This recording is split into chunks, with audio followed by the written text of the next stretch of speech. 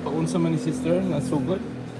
Nagsugod ni nga painting during my 30 days retreat sa mga Benedictine monks sa Pagbukid nun. sa Transfiguration. Yun nga, si Father Paco ang akong So, nga retreat year? director. That was in 2019 of February. Before pandemic. Just before pandemic. But pandemic was already, COVID-19 was already brewing. So during that time, I was inspired to paint, but I didn't really know what would come out. So gipold naman ako ni siya. Nagpag-fold na ako, na ay mga butang-butang kung lain-lain mga colors. And then murag nag-ana lang kung red something. And then when I opened it, it became really like a forest. Nag-ana ang heart. And then I silhouette sa mga tao. Kani. Yeah, silhouette lang siya. And I discovered, mga indigenous people tingali ni. So I tried to even Articulate the image na it will come out like mga eyepiece. And then I didn't really know what to do with it, but I was so inspired by that painting. I'm sure it wasn't coming from my own volition. It was like a spirit-inspired a work of art. And then the following day, I went back to the chapel where I always pray. And then all of a sudden, during my meditation, the word just flashed in my mind, the greening of the heart. Okay, sige. But I did not connect the word, the greening of the heart, with a painting. And I never did I realize that it would even come out with a book. So only when I arrived in Nanganangan, Tigbao, Nanganangan, Tigbao in Zamboanga del Sur, I was invited by Renren and Josie to stay for a few days in... Before lockdown? Before lockdown, yes, before lockdown. Because I was on my way to Zamboanga City to meet Sister Beng because Sister Beng was in Basilan and we haven't seen each other for many years. So we planned to meet on March 16, 14 or 16. 1521. 2020 na. Oh, no. March 16, Something.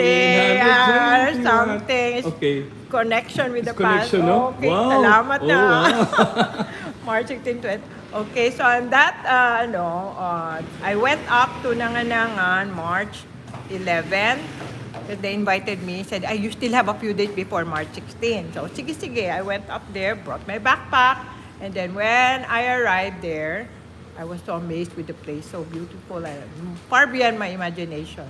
But the following day, I was surprised. On television, they announced I could not go anywhere because President Duterte announced the general lockdown. That means to say, no land, air, and sea travel effective March 15. And they were all looking at me there in the house. No, sister, don't worry. This house may be very simple, the ancestral house of my parents, but you will not go hungry. And I was a little worried, of course, because, I'm not really a country girl. I'm more in the city. But okay, no worries. And then, one day, they invited me on a Sunday. So, Ren Josie and the son, we went to a place, and I didn't know what it was. Lo and behold, I saw the falls. The falls. Nanganangan Falls. The one in this. Yes, the one painting. in my painting. And then I was like, oh my goodness, this is the one in your painting, sister. Yes, I think this is really where God is bringing me. Because after all, parang I've been searching for parang a meaning, trying to understand what the painting was all about and the greening of the heart. So that became a seed. What's the meaning of nanganangan? They said it's a plant. It's like a palm. Yeah. Ratan. It's a ratan, yeah, but very unique to the place, Nanganangan. And you just seldom find it anymore nowadays.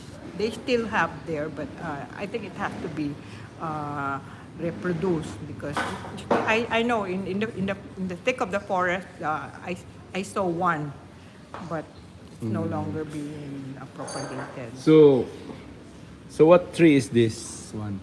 I'm not so sure, but it's just for me the tree of life. Oh, tree of It's life. a tree of Napay ko life. murag moon in the background. Yeah, naman in the background. Okay, there's a hilltop over Yes. there.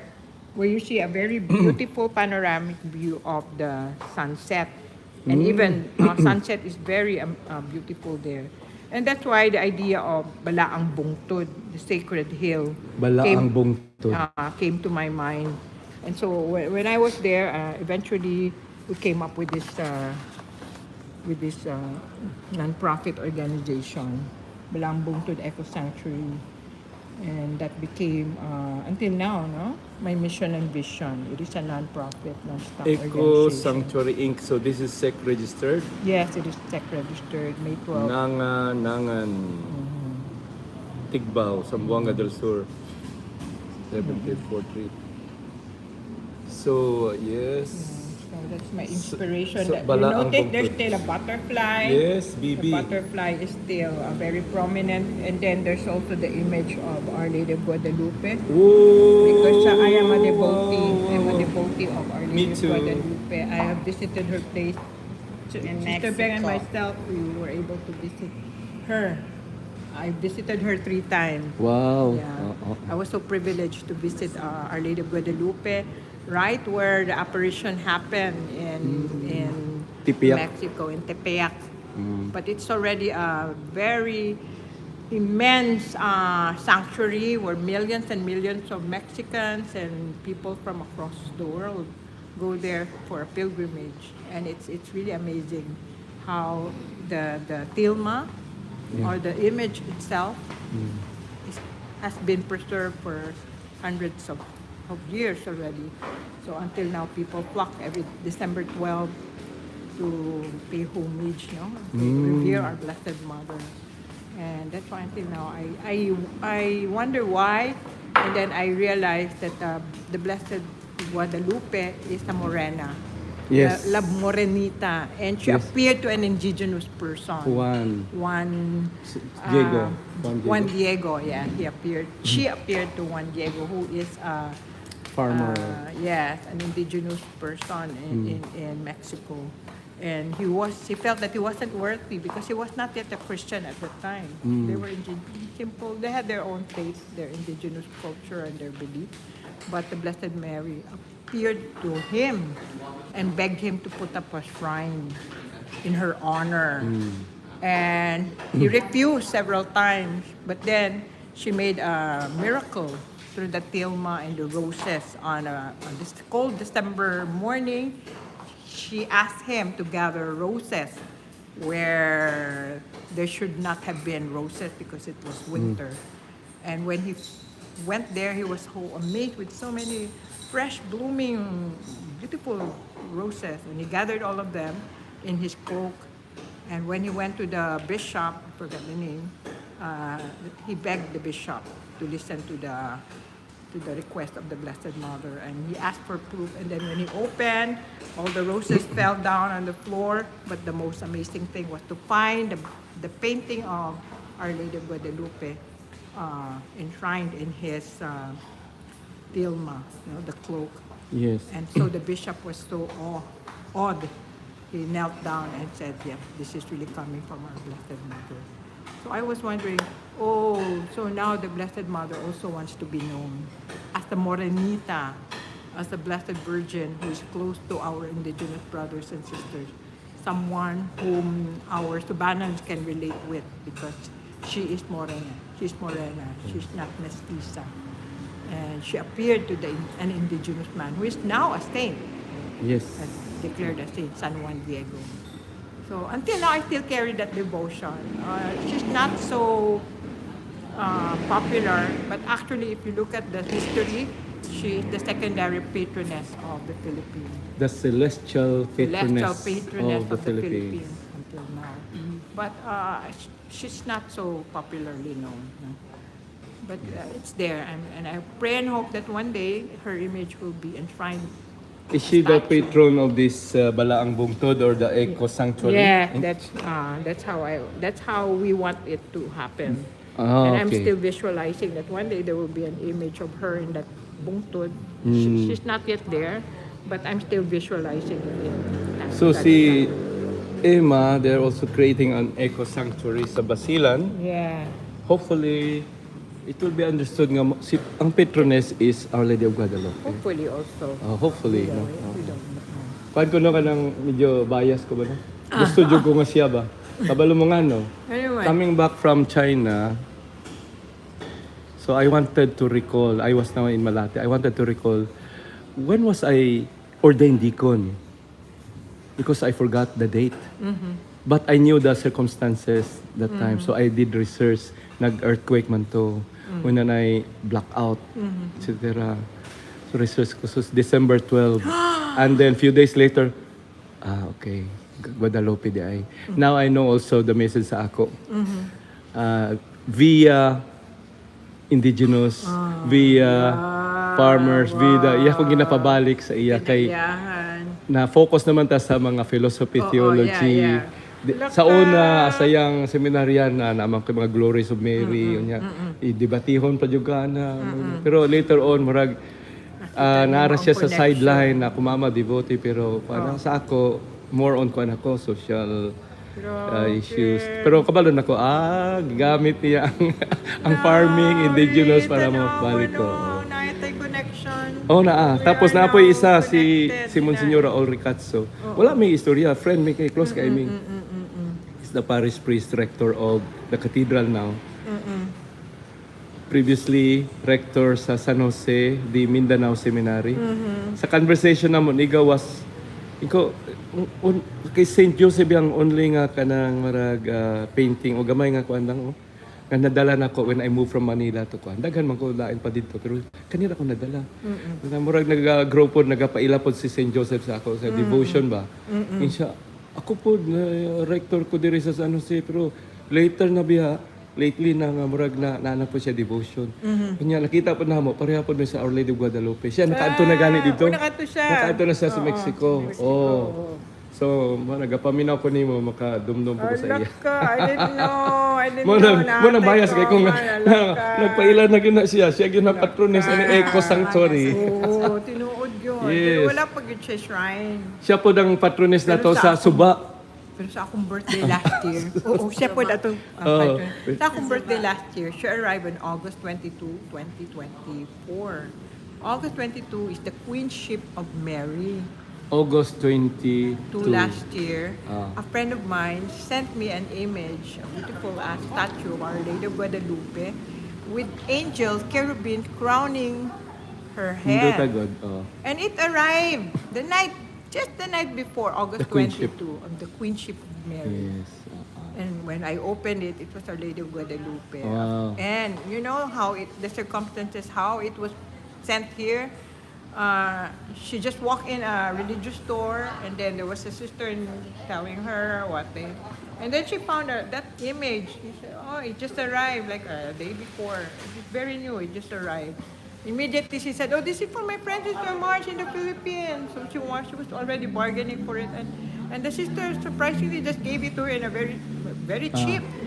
So okay, it's again. Then she started dreaming of sending it here, and so finally it was freighted, packed, and then surprisingly the man in the ano ba yung store na yan was or is a Cebuano, and he offered to send the freight for free. Wow. My goodness. So just imagine, sister, how easy it just happened to me. And I think the lady really wanted to be sent here. And then she arrived on August 22, well, the night before August 20, in the Queenship of Mary. When I opened it, like, the Virgin Mary being crowned by the cherubim. And so I said, okay, you will be present on my birthday. So on my birthday, I was given 60 roses, and I offered all of it to her on that day. So the roses really remind So me. August 26 is your birthday. Yeah. And your name is Sister Marjorie J. Guingona. Yes. Tapos today po, we agree nga she is really the patroness of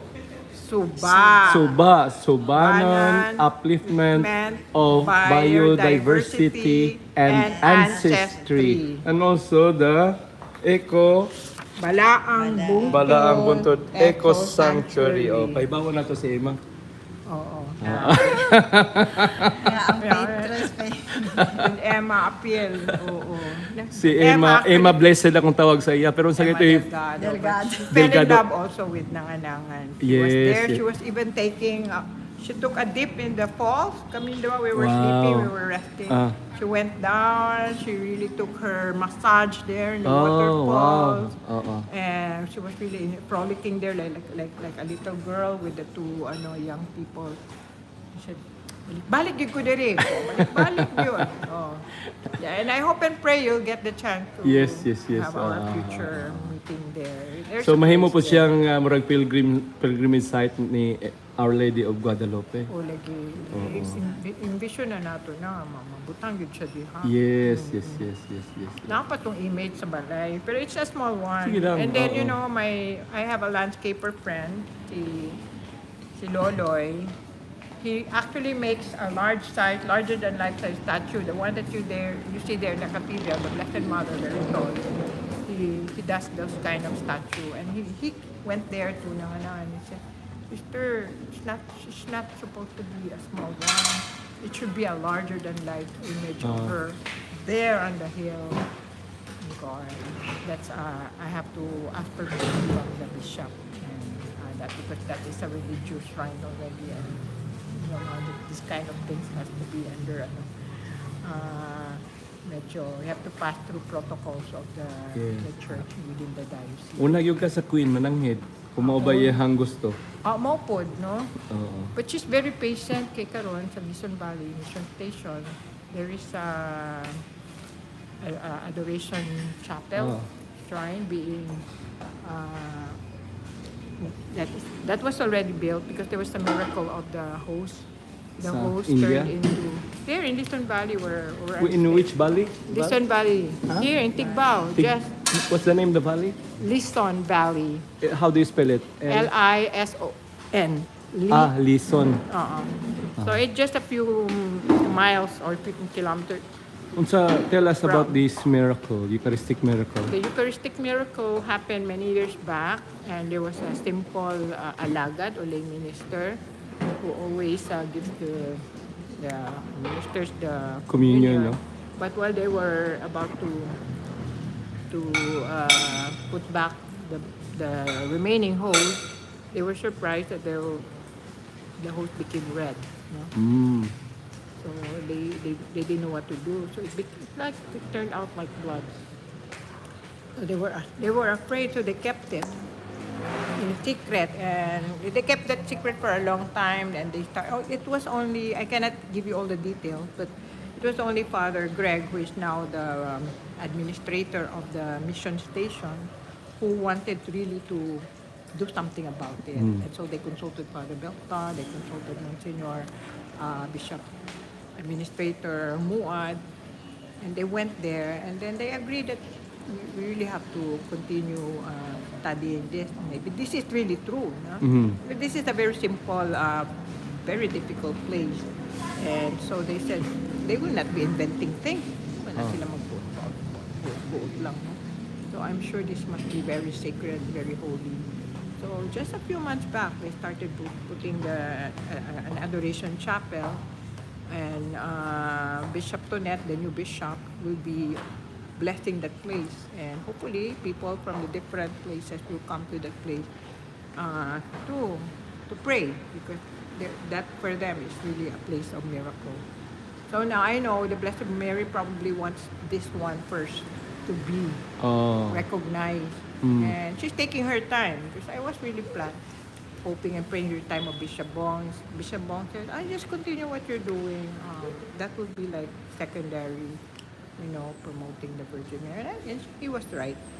But since he died, there has been a gap, and I have to parang recalibrate our mission, our presence. And hopefully, with the new bishop, things will be different.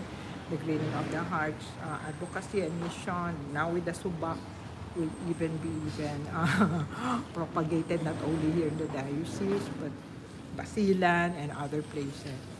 So, salamat for the opportunity, Father. There's a connection ba? I think that we are kindred spirits, or that divine providence has brought us. It is another level for me. And then with my Kina, the puppet, I've never done this before, but yesterday I was doing it. Ulaw kay ko. But I said, this is for a mission, no? Maybe Kina is a different way of art. Puppetry is also an art that is also disappearing because we don't really, what children today are all into the technological world, everybody looking. But to see a live puppet talking, and then advocating for safer environment, something probably different that we can offer to promote our vision. Pero what if si Kina, she wants to have a nickname, Ina? Ha? Ina? Oo. Ina? Ina. Why Ina? Ina ng kalikasan. Ina instead of Kina. Oh, nickname lang niya, Ina. Kina naman niya nga lang, tapos Ina Oo, pa. pero na-nickname. Pwede po, Ina. Ina for short. Kay Short ang na K kinaiyahan man. Oo. So Ina ng kinaiyahan. Oh. Kina is her name, tapos ang Ina for short. Na may K, kay Ina ng kinaiyahan. Grabe Ina ng kalikasan. Ina ng kalikasan, Ina ng Di ba kinayahan. na-inspire mo tagahapon Ina, sa play? Oo. Ina. Pwede po. Unsay another word di mo ma-translate sa Ina, another word ma-create kung same letters lang, Ina. Ina. Harvest. Mo ba? Ani. Ani. Grabe po. Diba? No, rumble ni mo ang mga word. Grabe ni Father. Tapos pasa kayo. Wala naman kay ChatGPT, Father. Ang ChatGPT naman. Ina, ani. Ani. Di ba? So, naana ni farm. Connotation sa farm. Harvest, no? Ang abundant. ina. Tapos naapod sa mother. Ina Yan ng napod sa kalikasan. harvest, ani. So, nana siya, in short, you can call me Ina. Ina. Nga nung ganahan magkag-nickname nga Ina. Nga mubo naman na daan na yung mga ngalan, Basing Kina. makuan man siya. Basing ang pronunciation, maina. Sa kuan, maina. Pwede po. Kay lahi-lahi nga groups, ethnic group, lahi man pag-pronounce. Ina, Ina, Ina, Ina. Sa Muslim, ina din. Ina, Ina, Ina, Ina. Yawaan nga itong kuan. Ina. So kana, the book is already parang, it's just something of the past, but we want to make it alive. That's why we're coming up with the Greening of the Hearts affirmation program. The three of us, we call ourselves Earth Angels. Earth Angels. Yes, Yes. ako, si Emma, and Beng, the three of us. Kasi wala naman ni mga klarong affiliation sa Di, community. kamo siguro Pray ang for us. mga himong originator sa a new community. Earth community. Ang question lang, what kind of community ni siya? Earth community. Sacred Earth Community. We are SAC, Guardian Angels, Santo Angel Custodio. Maybe from SAC to SEC. SAC to SEC. Ang sama ng SAC, Sacred Angel. Dili, Santo Angel Santo Custodio Angel in Custodio. Spanish. Pero unsa may ma-feel na ko ron, murag kuan. Sa kani nga community nato, dili ra man motulo. Kay Earth community man. Oo. Daghan man community of communities. Oo. Appeal si waterfalls. Oo, lagi. Appeal si mga birds, si forest, appeal si si trees. Kalangama, They o are si- part of this O mo community. na, Sacred Earth Community. SAC. SEC. SEC. It's a sec. Dili na SAC. SAC man mi ato. SAC sa una. We're still SAC now kayo. Oh. Man Wala may pa man dispensation. na-dispense. Pamisulat to Oo. leave the congregation. So from A, nahimong ingan, E. kay himong Earth. Earth. Nya Sacred Earth Sacred Earth. Community. Dili Oh, congregation sec- kay oo. mura mag-religion. Community. Oo. Community ang among gi-envision nyo. Kami mangunay. Kita, apil Okay, ka. okay. Sa BEC bitaw, unsa man ang definition sa BEC? Basic. Ecclesial community. Karon gina-push biya nga kuan pod, basic ecological community. Nindutan. Oh, Okay. dili lang It's puros tao. inclusive. Oo, It's inclusive. So kadumdum katong Blue Planet tapos na Noah's Ark nga ang sakay ana dili lang mga tao. Muslim, Buddhist, Hindu, dili. Apil ang mga other nga living things. Wow. Oh, tapos kana nga boat is giingon nga friendship is our only ship. Wow. ang iya yung kinship. Kinship. Because it's our only ship. Tapos napay yung nag-guide ana. Peace is our home kay White Dove man. Peace is our home. Na kung napay unpeace sa ato ang kasing-kasing ana, wala pa ta nakauli. So we are still in the journey, in the pilgrimage. Yeah. Pilgrimage of peace. But what a journey it has been, but the end is not yet in sight. Has been. And is not in sight. But the stars are out tonight, and they're bound to guide our way. Forward, always forward, Onward, always out. catching every drop of hope in my empty cup.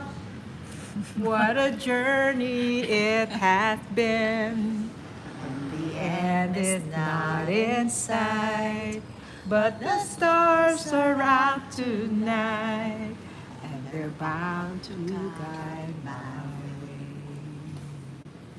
Yeah. Padala na ko ning Emma. Kay appeal jud ka diri, Emma. Appeal ka diri kay na-mention imong ngalan jud. Several times. Several times in The new spirit po. chapter. Oo. Kani, this is the first chapter, and I really hope and pray there will be a second, a third book. This will come alive, and I was so privileged because this was endorsed by the late Most Reverend Ronald Lunas, the bishop of the Diocese of Pagadian during that time. So I'm so blessed because I have memory, or I have his word, you know, and I will always guard it in my heart na naadiri nga naka-enshrine.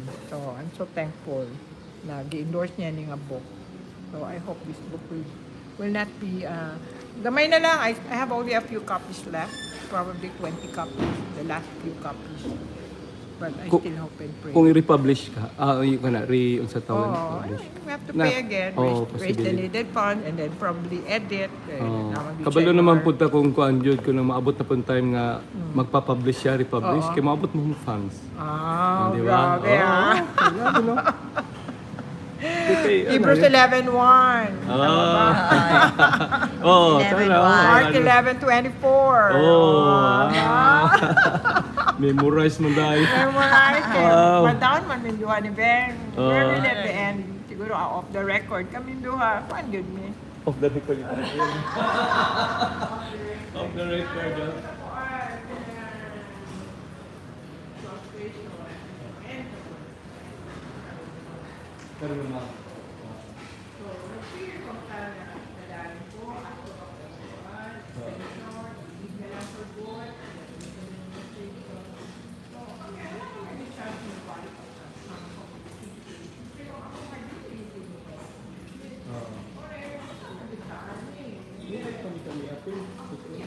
O, balik na lang.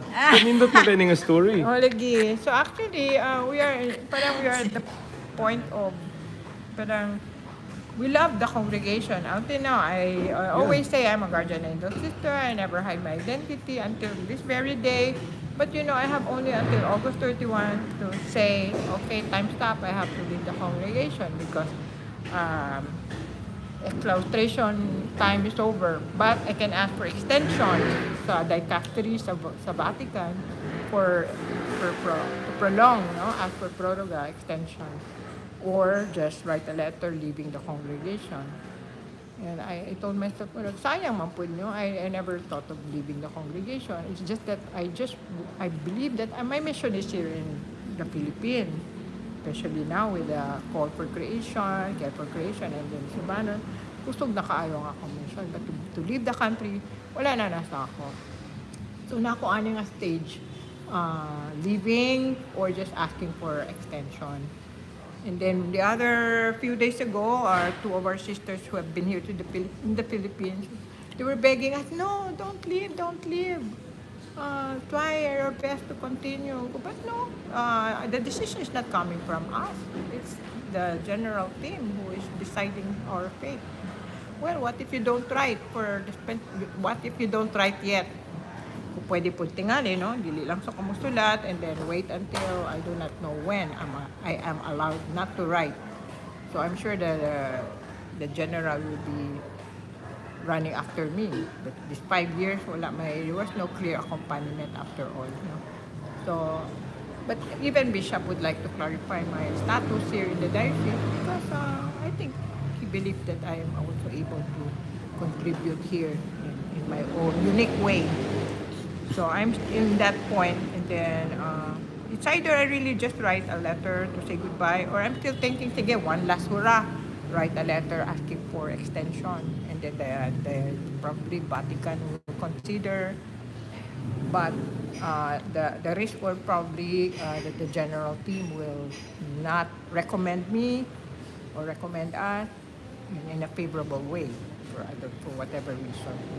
But that could be a reason, or in favor or against me. But at least my friends, those who are still believing that we should be guardian angel sisters, we're giving them the chance. Then kung dili na yun, sige, goodbye na lang, no? But I have been also, I've suffered so much. I mean, even Beng, no? Because all these 5 years, wala man financial support. So it's divine intervention that has, in God's divine providence, that has provided for our daily needs. Very good experience. Huh? Yeah. Amazed ko, 5 years without financial support from the congregation. And God has provided in many different ways. No? Of course, ang family, but to think of sustainability is one concern for us. Yes. Yeah, very good. Oo. Sa kwan ba, first word na sa suba.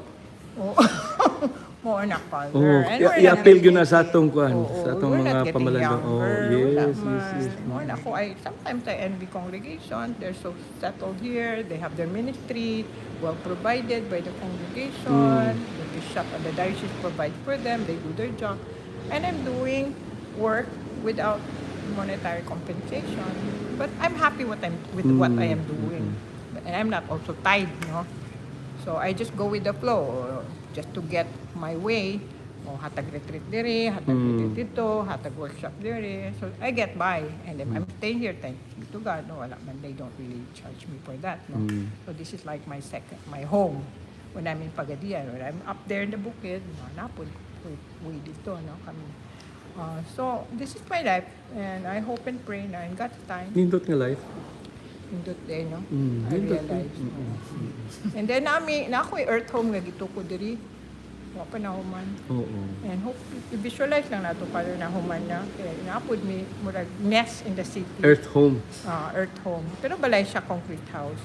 Pero ako lang gipangalan earth home. This hopefully it will be identified that this is a connection to our mission in the bukid. There is a nesting place here in the city. Not so far from here. It's about 20 minutes. No? It's near the retreat house of the SCJs. And it's halfway. But my funds are not so big. Funds are limited. But I still envision that house will be done. Naapod mi, dili na mi always gatok-tok diri. Bitaw. Because I have been here for almost 5 years. I don't know what. Kanang giingon nga homing bitaw. You're building your home ba in the process. Ang dili biya ganahan nila ng kuan nga human, kumahuman na. Wa na kay lingaw. Kay kung naa ka, you are building every day na kay ko na.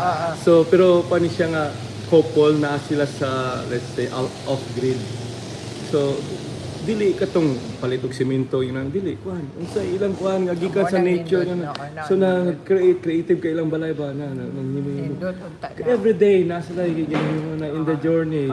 So ingon sila matay hadlok siya kung mahuman na ba, kung mahuman na pag mata nila sa may bato na. So napoy kuan ang process is enjoyable.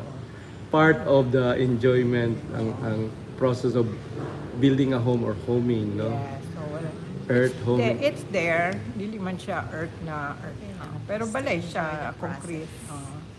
But hinay-hinay na lang. I don't have enough funds. I had seed money, but I didn't realize na it will take more of my more resources to get that house done. Pero sige lang, inalangin ko mo ma-stress. Kay that's part of the big concern for our future and sustainability.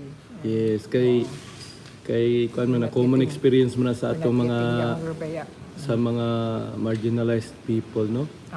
Kanang financial sustainability. So, good nang we experience the same. Yeah. Kung matouch ba ako, kaya here I am so anxious about my own house. When they enter their own home, they have been living this kind of life. Wala yung mga yuta na ilang mga balay. No? And very simple house. Magtugang ulan.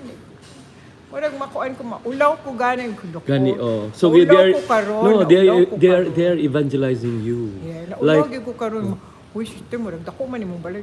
Kung di pa pa na second floor. Oh. Naulaw na gyud ko murag I didn't imagine nga inaani day mo hitabo but sige na lang kay nasugda naman ni. Okay, this is also there's a future vision nga kaning balay sa taas. Also kaning basig pwede po ni mapaabangan na ako'y income, na magamit, na ako'y mga visitors, come and go, ano lang ko. It's not just thinking of myself, no? Kami ni Lester Banks, Emma, or Suba in the future na ay murag naipugad ba here in the city. yes. So, gadam gulang yun, and karon balik-balikon yun ako ng Hebrews 11. 1. 11:1. Practice siya. Oo, balik-balikon yun yung manifest na yun na siya. Okay. Nay, Hindi kan yun sa Ginoo. yes. It will materialize. So, nagkanaw. So, your father, Di kuan naay missionary Columban po siya. Oh. Gi-invite siya sa balay sa usa ka tigulang. Istorya tinggal kuan ha gamay ra gyud kay kuan ha pero don't worry kay ang akong heart is very spacious, very big. My shack, my house may be very small, but my heart is It's big. bigger than the house. So, itudloan mo na ako itong naghimog YouTube channel. So, ang iyang YouTube channel is, yung ngalan niya kay EDT, Big Heart. Kay grabe. remembering this lumad sa Peru. Kay, in a way, evangelizing him also. So, ninyo, Gamay man ang akong balay, pero akong kasing-kasing luag. dako. Dako. So, katong balay, well, dako siya compared sa balay yun sa mga normal house. Pero, siyempre, natin compared sa mga inaning house. Pero, naasa yung dream, naasa yung vision na ugaran yun ba na place na identify siya nga earth home. Walay po nga pwede maagihan sa mga kaigsuunan na it's halfway, it's gateway to the seat, to the bukid. Okay, lisod pa baya karon. Mao gani, late sila nabot gahapon. Sayo po sila ng lakaw, wa pa may tulay. And the Kay magsuba. tulay, Ay, ang napay suba. matabok pa sila suba. And then, once they cross the suba, they have to hike pa mga, siguro for me, it will be 1 hour walking. But for them, siguro it will take just 30 minutes. Uphill climb man. But sementado siya. And then, basig mga 1 to 2 years pa na before the bridge will be built. They're taking their sweet time to finish the bridge. And in fact, karon magdisod mig tabo kay ang wala may backhoe. Before na ay backhoe, once kung kusog ang ulan, mapatag niya ang kuan level sa mapatag niya. So meron dili ka manervyos pag pero lately wala man na may part nga mo. Saw mang sakyanan, busaka na po, niya mo na po pa kuyaw, no? So, but this is our life. Morning kinabuhi sa bukid. The inaccessibility of the Subanans from the mainstream, the poverty, illiteracy, the kind of lack of access to basic health services. Daghan kaayo mga kuan ba, huna-huna, okay, marginalized mong yun ang mga Subanan nandun karon. But gahapon, I was so happy and so proud of them na for the first time, they showed their best, and then pananapin ako, special, kay murag celebrate ang birthday na bangyud sa ila. Part sa celebration. So, nindo to nga ako karon. Kanunay ko mag-celebrate o birthday and this time diri sila na naka-celebrate sila uban na ako. First time ako mag-celebrate din sa Bishop South. I always celebrate sa bukid, mga bata, children's party, ana-ana. So August 26, today is August 26. Yeah. Happy birthday, Sister Marjorie. Guingona. 60 plus 1. Yeah, double citizenship. Yeah, plus 1. Plus 1. Nataw na si Suba, naapa si Kina, si Foundation Ina. Day po dito ba? si Ani. Ang nickname ni Kina, pa. si Ina. Si Ina, Ina. si Ani. Kadaghanan, Ganun na may kay ang Living Ina, maano sila. Okay, kinayahan mo na siya. Ina siya ng kinayahan. Tapos- She wants to be called Kina or Ina. Yeah. Okay lang. kay Ina ng Kina. Inayahan. Ayan, napag-greening of the heart. Napag-greening of the heart. Nindot Oo, kayo na ang mga formation module. nindot kayo ang kuno ang image diri makita ninyo ng sa left and right na ay image sa lalaki o sa babae, mga indigenous na sila. Oo. Very good. So, Lord, may your name be glorified in the greening of the heart and the greening of the earth. Ang paglunhaw sa kasing-kasing. Yes. Og ang earth nga among home. Earth home. Bless the earth home, no? Ni Sister Marjorie. Ang mga earth angels. Sa mga earth angels. Ang sacred earth community. Sacred earth community nga very inclusive. Appeal ang mga iro og iring members.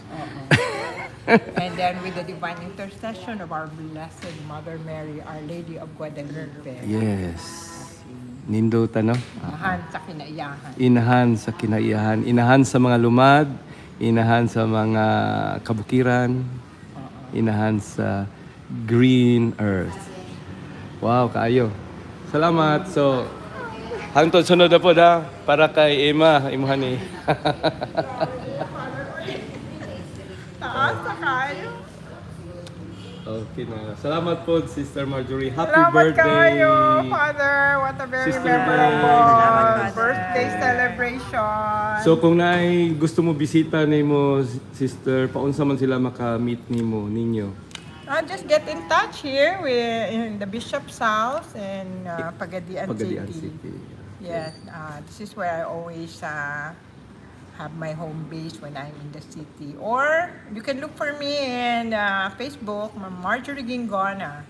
Yes, And very then good. if I know you or if I don't know you, let me know who you are and what your intentions are. Very good.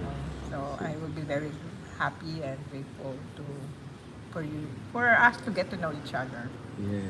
So enjoy your celebration, birthday celebration today. First time here in the Bishop's house in Pagadian first City, time. no? Last year I celebrated in another parish. Another my 60th parish. birthday. But here, right here in the Bishop's house, my Okay. first celebration. Happy birthday. It's really a happy birthday. Salamat.